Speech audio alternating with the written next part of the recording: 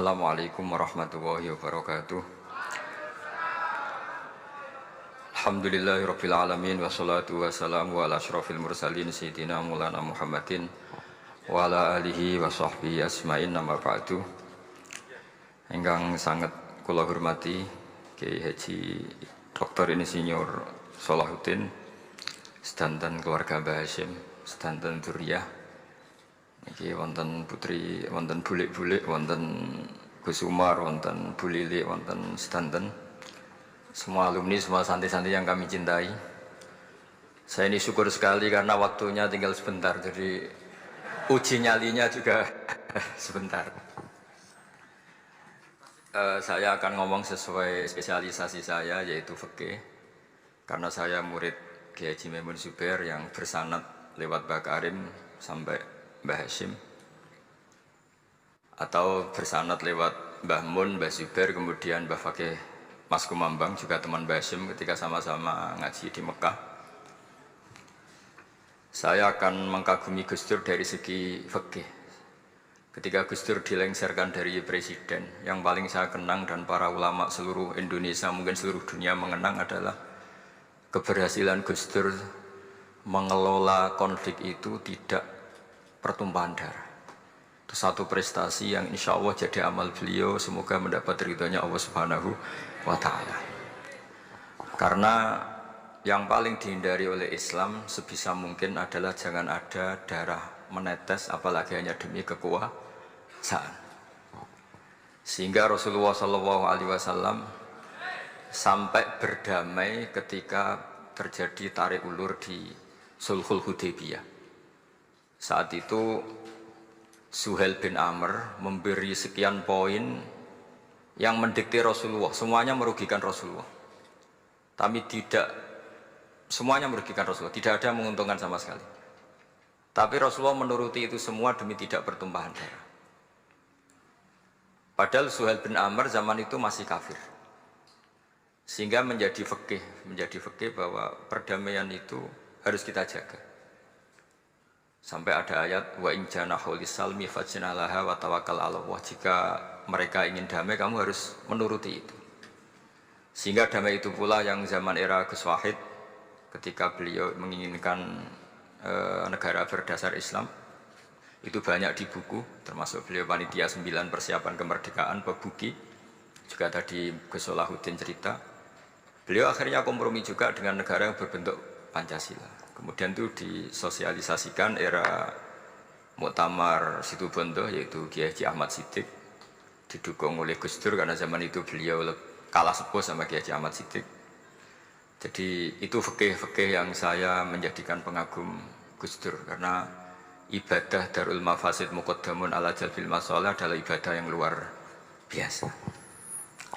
Berikutnya saya mohon sama Kiai Haji Salahuddin Wahid berkenan saya cara berpikir begini untuk Gus Dur. Jadi saya ini dari keluarga Kiai, saya juga senasab dengan keluarga Mbah Hasyim karena sama-sama turunan Mbah Sambu Lasem. Jadi beliau adalah Abdurrahman bin Wahid bin Hasyim bin Asy'ari bin Wahid lagi, terus bin Abdul Halim 2 sampai Mbah Sambu. Kira-kira nasabnya sama dengan saya, dengan Mbah Hamid yang dari jalur itu. Saya mau bercerita begini, watak seorang cucu itu biasanya mengalir dari pikiran besar mbah-mbahnya atau leluhurnya. Karena setiap mbah-mbahnya pasti berdoa dzurriyyatan thayyibah, yaitu anak cucu yang baik. Saya sengaja di sini bawa kitab yang ditulis oleh Muhammad Asad Shihab, seorang Libanon. Menulis bahwa Mbah Hasyim Asy'ari adalah terhitung sebagai mujaddid, sebagai pembaharu Islam, setidaknya di Asia sini atau di Indonesia. Di sini ada kitab ini diterjemah beberapa kali, sebagian oleh Kiai Haji Mustafa Bisri, sebagian oleh Kiai Sodik Semarang. Saya punya edisi asli, edisi Arabnya, karena saya dari awal ingin ngaji sama santri-santri Tebuireng. Karena buyut-buyut saya itu termasuk gurunya Mbah Soleh Darat. Jadi buyut saya yang di Kudus, Pondok Damaran itu dulu Mbah Soleh Darat pernah ngaji di situ. Dan Mbah Hasyim kecil pernah ngaji sama Mbah Soleh Darat. Dan tentu biasa itu dalam ilmu sanad. Guru-guru saya indukannya di Mbah Hasyim juga pernah ngaji beberapa ulama di Pantura. Dan saya pastikan di antara perilaku atau manhaj Mbah Hasyim adalah, ini saya baca, guru-guru beliau kemudian ada perilaku yang persis ditiru Gus Dur. Jadi itu bukan sekedar bukan sekedar mitos atau kebetulan, beliau punya pilihan-pilihan yang dipilih sampai akhir hayatnya. Di sini ada cerita proses Mbah Hasyim ngaji, kemudian pernah ada seorang Jerman mau belajar Islam sama Mbah Hasyim, kemudian ditemui beliau dengan sangat hangat. Ketika sudah mengenal Islam secara detail, ya saya ulang lagi, ketika sudah mengenal Islam secara detail, beliau ngendikan, kamu jangan tergesa-gesa, kata beliau. Kamu harus menerima Islam ini secara al-bayyinah, secara argumentatif, secara logika yang benar, jangan karena terpaksa. Itu pula yang akhirnya Mbah Hasyim mendorong khurriyatul fikri. Orang itu harus merdeka dalam berpikir. Itu pula yang mengilhami Rasulullah SAW ketika Sulhul Hudaybiyah. Orang kafir yang masuk Islam harus dikembalikan ke habitat kafir, karena itu habitat asli, karena rata-rata dulu suku Mekah zaman itu kafir semua. Tapi yang orang Islam masuk kafir harus dibiarkan karena dianggap kembali ke habitat. Tentu semua perjanjian itu merugikan Rasulullah SAW. Tapi yang unik, Rasulullah itu menerima itu semua. Kata Rasulullah, sudah perjanjian itu kita terima saja. Akhirnya perjanjian itu diterima. Kemudian tapi Nabi hanya minta satu hal. Orang kafir Quraisy tidak boleh melarang orang diskusi Islam.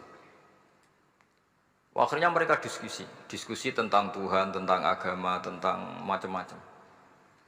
Sehingga mereka akhirnya membandingkan, namanya punya Tuhan batu sama Tuhan yang disebut Muhammad. Tentu mereka masih jangkar pakai nama Muhammad. Mereka diskusi.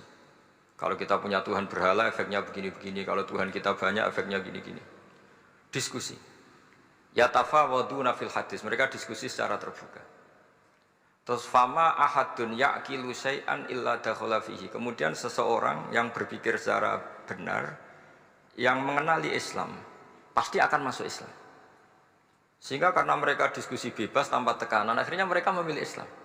Dan selama mereka Islam, mereka akhirnya ikrar Islam sama ikrar ya cara sekarang ikrar, kemudian menjadi Muslim. Dan otomatis perjanjian itu dibatalkan. Makanya kata Imam Zuhri, guru Imam Malik, maka nafathun a'zuma fil Islam min sulhul Hudaybiyah.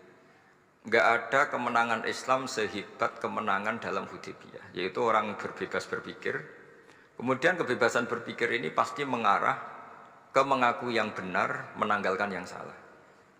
Tentu orang dulu mendewa-dewakan Lata Uzza, pokoknya menuhankan makhluk, menjadi sadar bahwa itu aneh. Kenapa kita harus sembah batu yang dipahat, kenapa kita harus menyembah makhluk dan sebagainya, dan akhirnya mereka Islam. Tapi dulu kalau suasana perang itu keinginan orang hanya ingin menang kalah. Jadi yang kafir itu hanya ingin menang, pokoknya jangan sampai kalah. Nggak pernah berpikir Islam itu apa. Di mana-mana perang itu ya pikirannya menang kalah.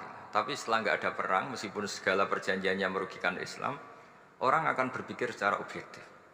Makanya fama ahadun ya'kilu syai'an illa dakhala fihi. Tidak ada seseorang yang berpikir tentang Islam kecuali akhirnya masuk Islam. Sehingga itu disebut maka nafathun a'zuma fil Islam min sulhul Hudaybiyah. Tidak ada futuhat yang sebesar sulhul Hudaybiyah. Ya, kitab ini namanya Wadi'ul Labinat Istiqlalil Indonesia. Mungkin santri Tebuireng mungkin lebih tahu ya, karena harusnya lebih tahu. Jadi kalau tahunya baru sekarang ya rodo innalillahi wa inna ilaihi rajiun. Jadi saya tidak perlu bangga lebih tahu, karena memang seharusnya Anda lebih tahu. Kalau tidak ya keterlaluan. Ya namanya itu Wadi'ul Labinatil Istiqlal al-Indonesia. Ini saya baca, tapi ini demi Gus Dur, artinya bahwa pilihan-pilihan itu mulai ada zaman Mbah Hasyim Asy'ari. Saya baca satu-satu ya, mulai kredibilitas ilmu beliau, karena dalam Islam itu harus ada sanad. Saya pernah ditanya seorang ilmuwan, Pak Bahak, kenapa Islam itu harus ada sanad? Kita kan orang cerdas, kan bisa berpikir sendiri, ngapain nunggu pikirannya orang-orang, kata saya. Terus saya bilang, agama itu agamanya Allah dan Rasul. Kalau pikiran kamu namanya agama kamu, bukan pikiran agama, kata saya. Kalau kamu punya pikiran, ya namanya pikiran kamu, tidak agama. Kalau agama itu harus bersanad. Jadi pikirannya Mbah Hasyim sama dengan pikirannya Mbah Mahfud pikirannya sama dengan Said Abi Bakar Sato sama dengan Said Zaini Dahlan, dan seterusnya dan seterusnya. Sampai logika itu sampai Rasulullah Shallallahu Alaihi Wasallam. Saya beri sekian contoh. Pikiran yang kita ciptakan bisa salah, misalnya begini. Dulu misalnya Nabi pernah bersabda, al-qatil wal maqtul finnar, pembunuh yang dibunuh sama-sama neraka. Jadi idal taqal muslimani bisayfihima fal qatil wal maqtul finnar. Jika dua orang muslim bertemu sama-sama bawa pedang, maka yang bunuh maupun yang dibunuh itu sama-sama masuk neraka. Makanya kita harus syukur sekali Indonesia itu paling menghindari membunuh, karena kalau sesama muslim membunuh itu ancamannya berat, sama-sama masuk neraka. Bukan sekedar diboyong dari pondok Tebu Ireng, itu neraka gitu. Kalau dibayang pondok gampang, nanti mondok lain gampang. Terus logika sahabat begini, hadza al-qatil fama balul maqtul. Oke ya Rasulullah, kalau al-qatil masuk neraka namanya pembunuh, oke kita terima. Tapi fama balul maqtul, lalu dosanya yang terbunuh itu apa? Wong dia korban kok dia dibunuh? Apa jawabannya Rasulullah Shallallahu Alaihi Wasallam? Jawabannya innahu kana harison ala qatli sahibi. Sebetulnya dia juga mentalnya pembunuh, cuma nasibnya terbunuh. Jadi seperti misalnya sampean hasut saya, itu nggak perlu disakeni. Sebenarnya sampean yang inginnya ya menggusur saya, cuma nasibnya tergusur gitu. Makanya kalau ada orang rebutan pacar kok kalah itu udah usah disakeni. Sebenarnya mentalnya dia perebut gitu. Cuma nasibnya kalah gitu. Jadi apa ya? Ya tadi. Ya ini penting ya, penting sekali. Jadi sebetulnya ketika duel itu semuanya kan mentalnya pembunuh. Maka dia nasib saja sebagai maktul, tapi mentalnya pembunuh. Karena dia mentalnya, niatnya, komitmennya pembunuh, maka dia sama-sama di neraka. Maktul itu fakta, faktanya terbunuh, tapi mentalnya pembunuh. Sehingga hukumannya sebagai pembunuh. Sama kalau sampean berebut itu mentalnya ya perebut, cuma nasibnya kalah atau terebut. Itu soal nasib. Ini saya baca dulu ya guru-guru Mbah Hasyim supaya clear. Selama ini yang dikenalkan beliau ngaji sama saya Mahfud, saya Khotib Minangkabau.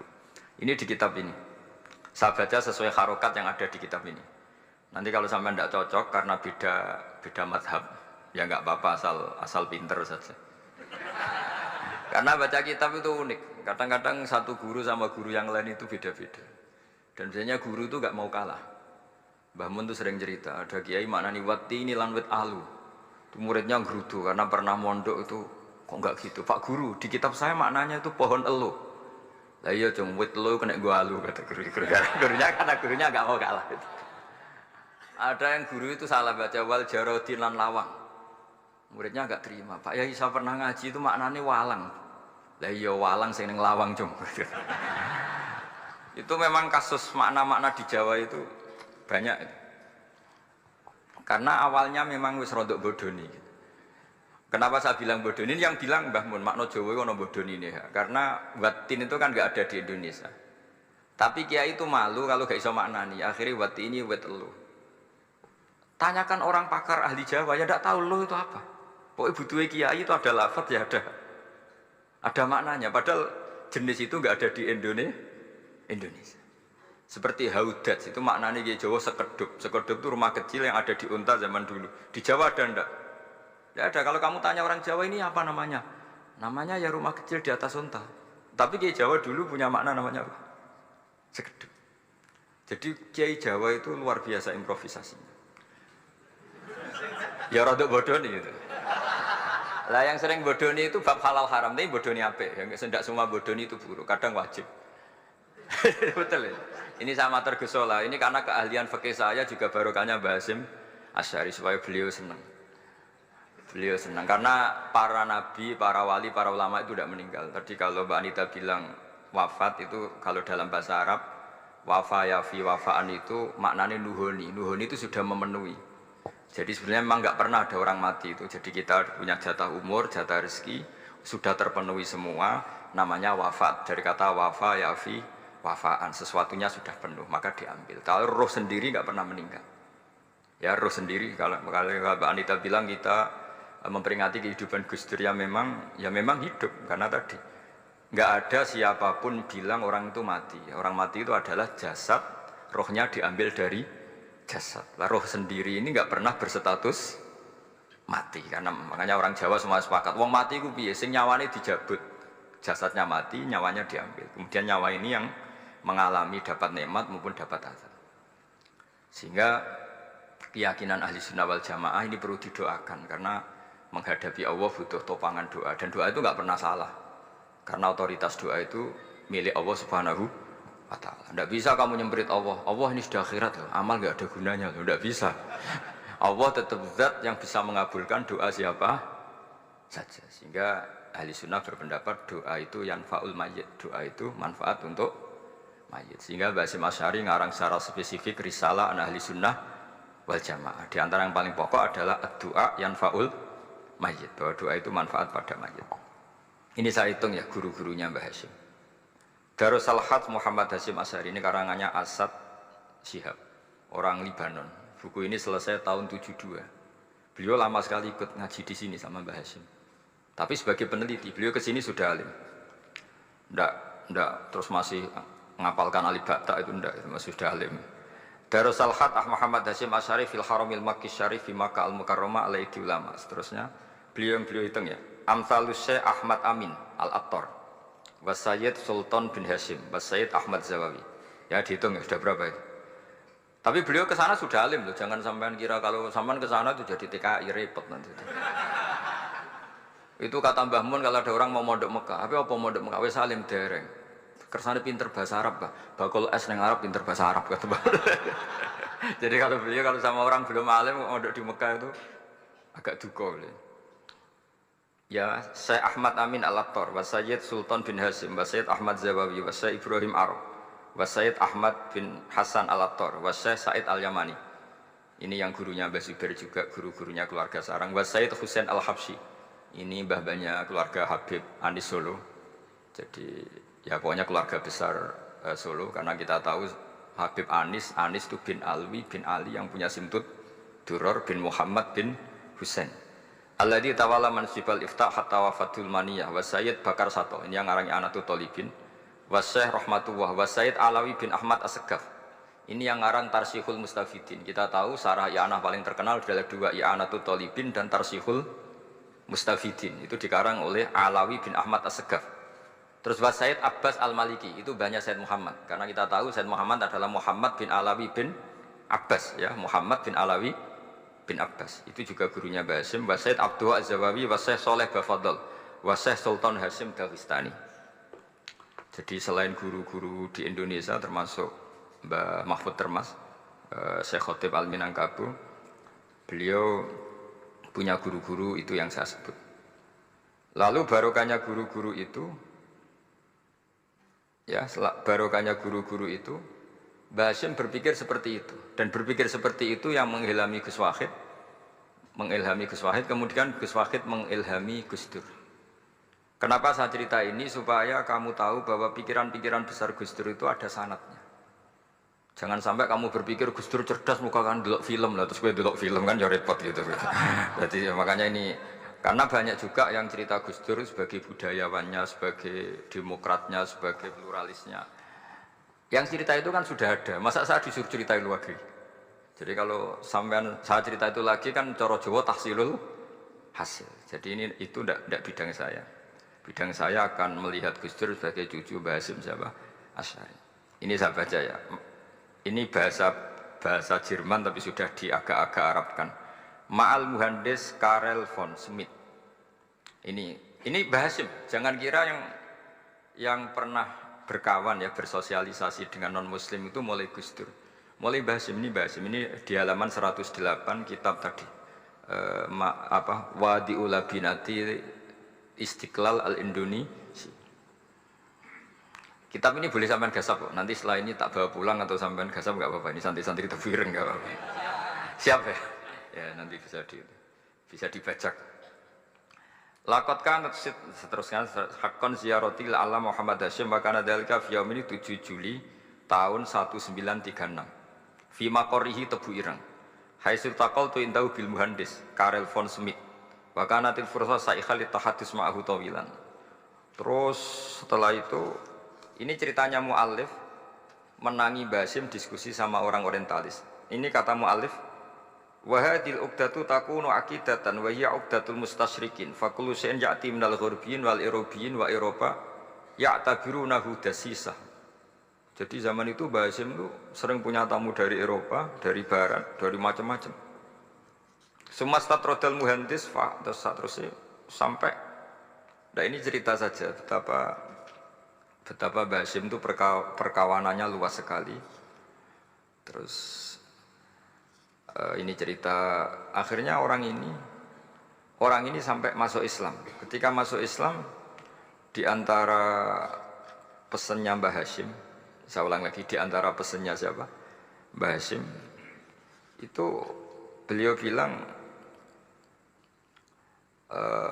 kamu harus dipikir-pikir lagi katanya. Itu kan satu kearifan Mbah Hasyim ini saya baca karena saya takut ditegur ini, saya juga nunggu surat kok tidak datang-datang ini kok. Supaya cepat selesai. Ini bebas. Kalau ada surat malah kebenaran ini karena sudah mulai nyari-nyari. Ya jadi saya mohon nanti kitab ini bisa dikaji di sini. Nanti saya tinggal di sini ada cerita-cerita sampai beliau berteman orang Eropa, terus beliau macam-macam sampai terus saya teruskan. Summa arsalatku syirka ila Indonesia amin 1929 watana qala fi katsir minal mudun wa makata akhiran fi madinati Surabaya bi Jawa Syarqiyah wa min huna bada'atil hidayah wa taufiq taqudanihi ilal khairi. Hadas lautil hadis bil amil alladhi yakti fatratas tirah. Jadi orientalis tadi ketika berteman Mbah Hasyim lama-lama tertarik oleh Islam.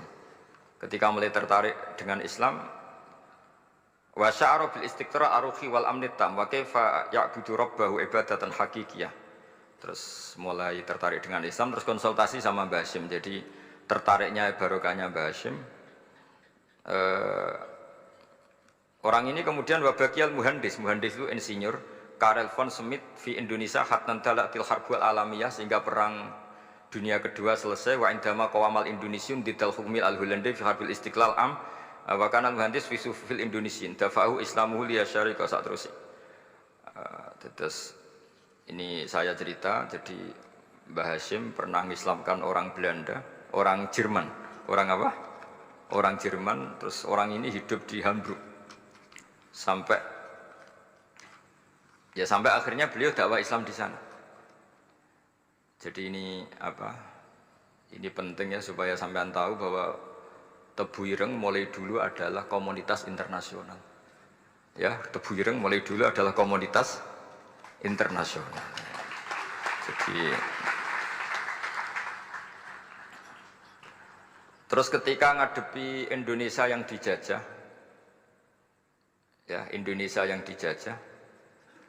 ini Mbah Hasyim bersama kawan-kawannya sepakat iktikaf di Multazam. Ini saya baca ya. Wa akhiran istama'a ma'anuh batin min haula'i talaba min zalama alaihi al-had Muhammad Hasyim ala ayata'ahadu wa yakumu bi amalin fi lailatin lailan min laili syahri Ramadan. Al-mu'azzam istama'a haula'i talaba waladina yantamuna ila iddati qawamiyatin. Qawamiyah itu kalau bahasa sekarang perlawanan min Afrika wa buldani janubi Asia, Asia Tenggara wa Asia al-Wusta, Asia Tengah wal buldan al-Arabiyah wa kana al-had Muhammad Hasyim Asy'ari ahadahum wa waqafu jami'an amamal multazam bil Ka'batil musyarrafah wa ahadu wa aqsamul yamin ala yakum bil jihad fi sabilillah li ilahi kalimatil Islam wa tauhidil muslimin bin nasril ilmi wa tawiyah wa tafaqquh fiddin talaban li mardatillahi ta'ala la yarjuna min wara'i dzalika malan wala mansiban li anfusihim. Jadi sebelum beliau pulang ke Indonesia, itu komunitas Asia Tengah, Asia Dekat, Asia Jauh, semuanya dijajah karena Mesir dijajah Prancis, yang Burma dijajah ini, yang Indonesia dijajah ini, semuanya berdoa di Multazam. Intinya Mbah Hashim itu patriotik betul, patriotik betul.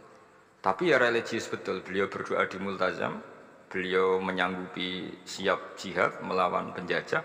Tapi saat itu juga berikrar kalau semua itu tidak untuk nyari pangkat. Makanya saya yakin Gus Dur adalah orang saat jabat presiden karena supaya Indonesia tidak chaos. Buktinya apa? Ketika beliau dilengsarkan ya santai saja. Wong ngajine wa mal hayatud dunya illa mataul ghurur. Jadi ya santai saja itu. Tidak jadi masalah. Terus kitab ini menerangkan, ini saya baca ya. Li khidmati duwal alladzina laha musta'maratun. Musta'marat itu dijajah mislu Holanda wa Inggris wa Rusia wa Pernisia wa fi hadzal amri bidzat ara ana alal muslimin wal mas'ulin khususan. Ini intinya ulama-ulama yang dari timur jauh kemudian sowan ke Mbah Hashim minta fatwa karena negara-negara mereka juga dijajah. Jadi dulu orang dari Jerman, dari mana-mana belajar Islam juga sama Mbah Hashim. Yang negara-negara Asia Timur, Asia Dekat itu juga kalau konsultasi kemerdekaan juga sama siapa? Mbah Hashim. Jadi uniknya kitab ini ditulis oleh orang Libanon. Jadi orang Libanon itu saking penasarannya sama Mbah Hashim Asy'ari itu datang ke sini. Ya datang apa? Datang ke sini untuk belajar sama Mbah Hashim. Dan di antara belajar itu kemudian sampai sini ternyata tamu-tamunya Mbah Hashim dari berbagai negara.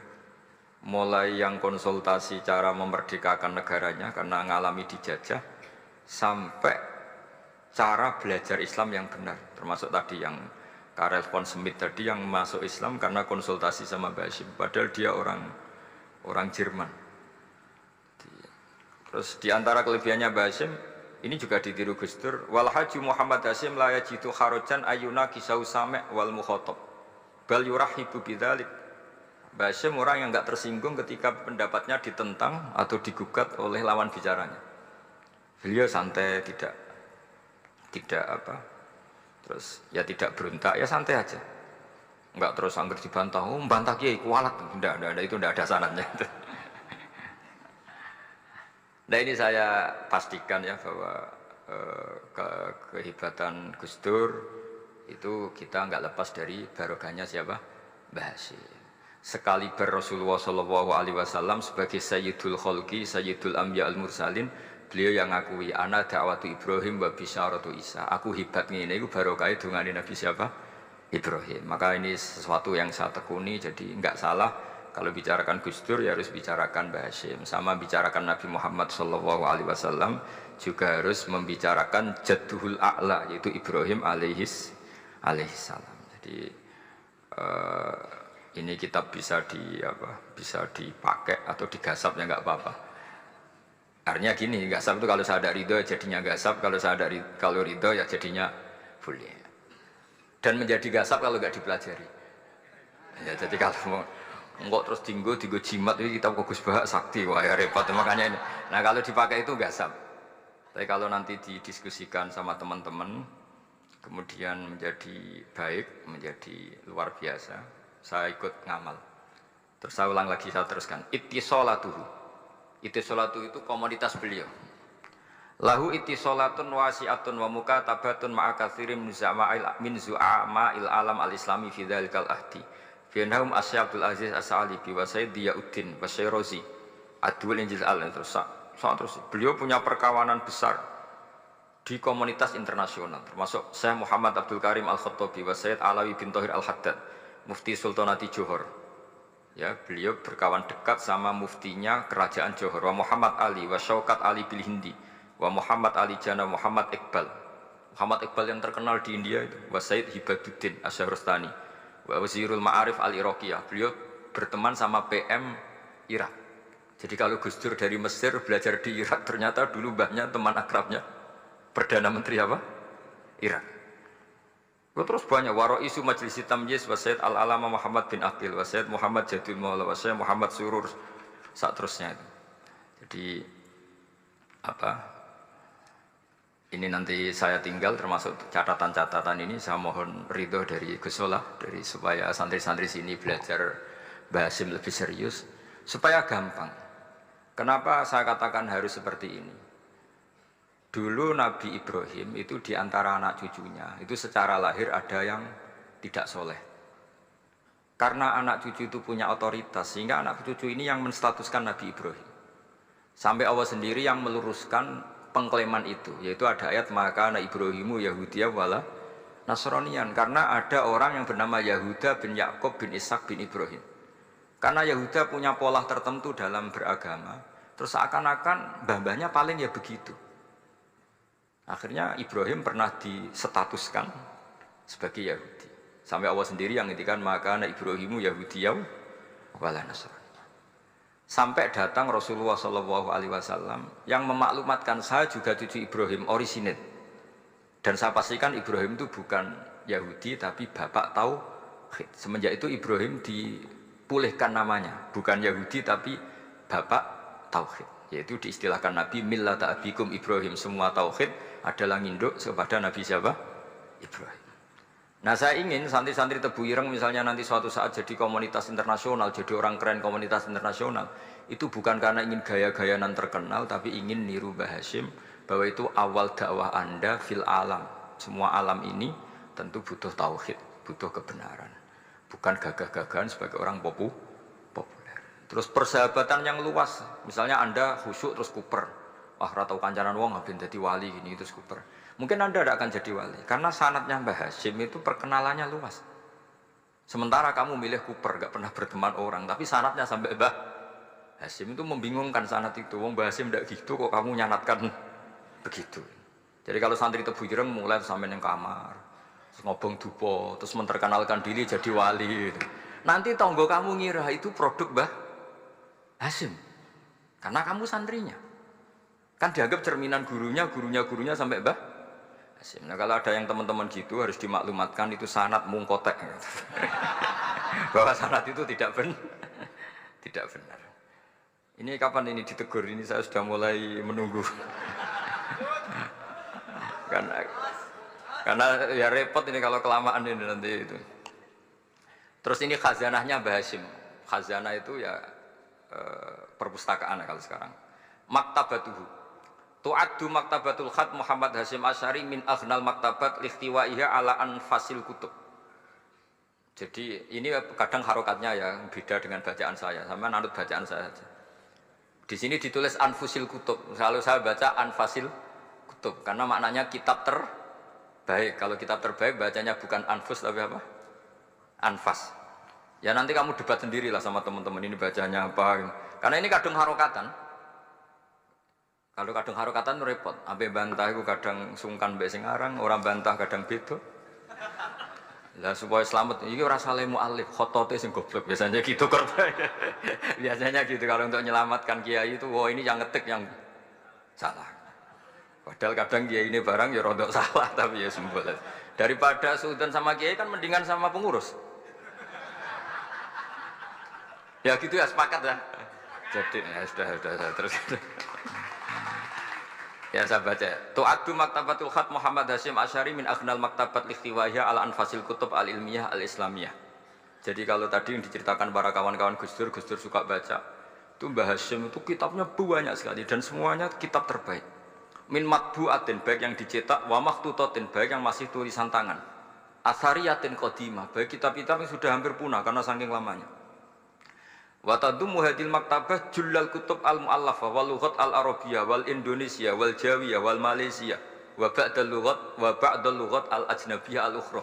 Jadi zaman Mbah Hasyim itu perpustakaannya sudah ada bahasa Indonesia, bahasa Jawa, bahasa Malaysia, bahasa Inggris. Itu yang nulis orang Libanon.